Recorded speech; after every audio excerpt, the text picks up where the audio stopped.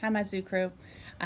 It's Miss Karen here on a Monday, and I'm out on my porch again, and I have another story to share with you. And this is a really beautiful story, and it's one that I want to share with you. I wanted to share with you if we were in our classroom together, and so we're not, so we're going to try here. It's a really calm story.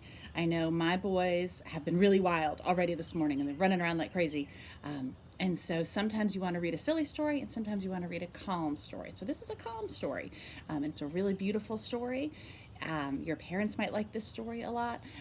And so I'm going to read the story to you, and then when we're done, I'm going to talk to you about what I'd like for you to do as you're thinking about the story. So for now, I just want you to take a deep breath, blow it out,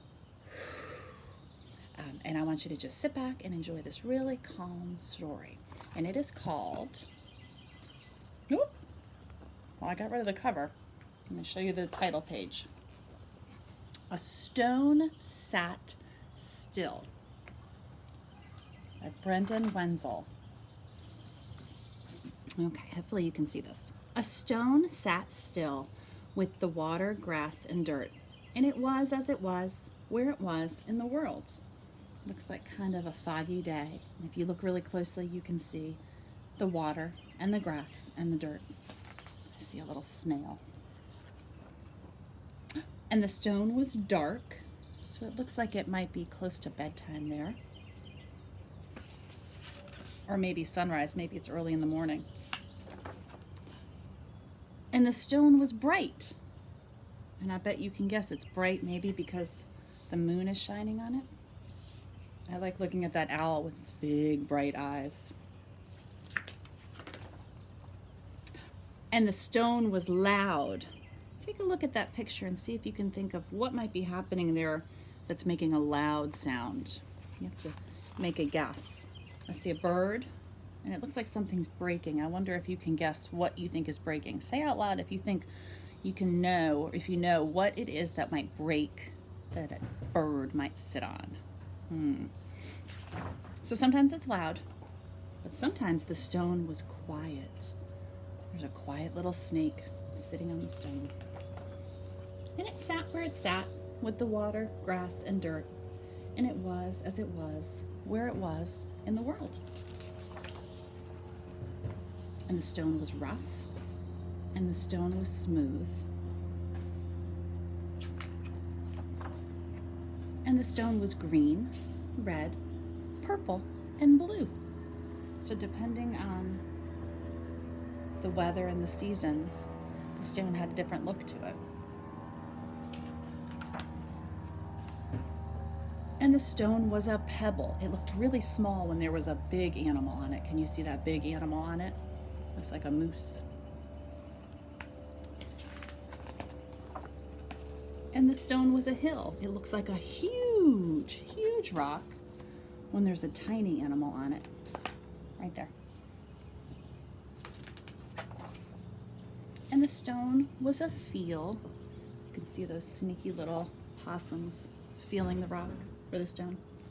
And the stone was a smell. This animal's checking it out, investigating it, trying to figure it out. And I think if you look really closely, you can see this picture right here. It looks a little different than the moose did before. I think the fox might be taking a sniff, and if you take a good look, you might be able to see some outlines of some other animals. I wonder if that fox can tell all the other animals that have been on the pebble, on the stone. And it sat where it sat with the water, grass, and dirt. And it was as it was, where it was in the world. That reminds me of the beginning of the book.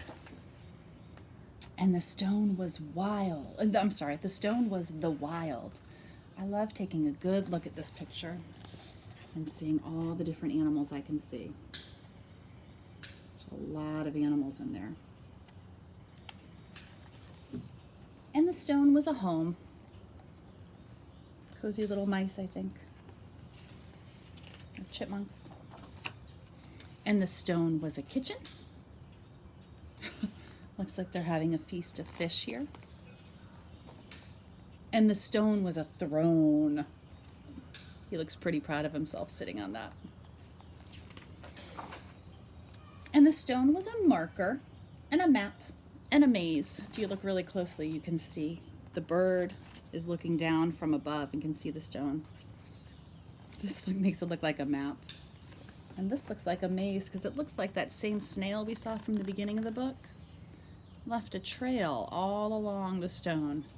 And it looks like that teeny tiny little crab is trying to follow it. And a danger and a haven, a story, a stage. And the stone was a blink. And the stone was an age. Some stones are very, very, very, very, very old. And the stone was an island.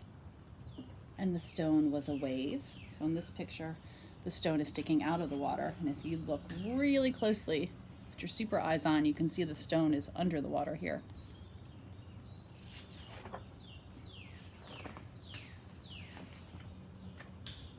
You might be able to see it there too. And the stone was a memory. And the stone was always. Have you ever known such a place?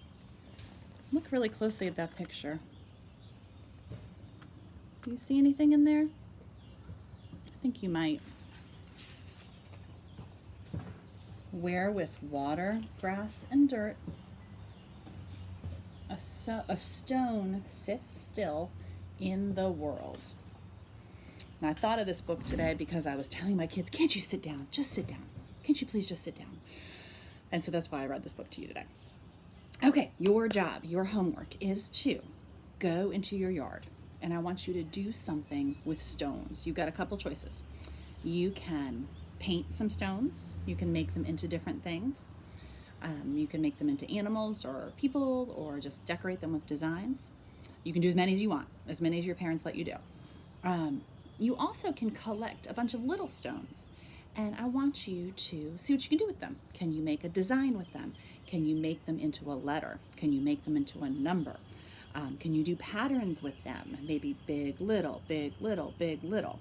So I want to see all the different things you can do with stones, and post it to the Flipgrid and have your parents do a little video of you, and so that your friends can see.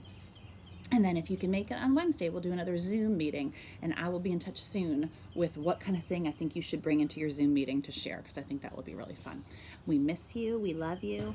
We hope you have a great week, and I can't wait to see what you do with stones. Bye-bye.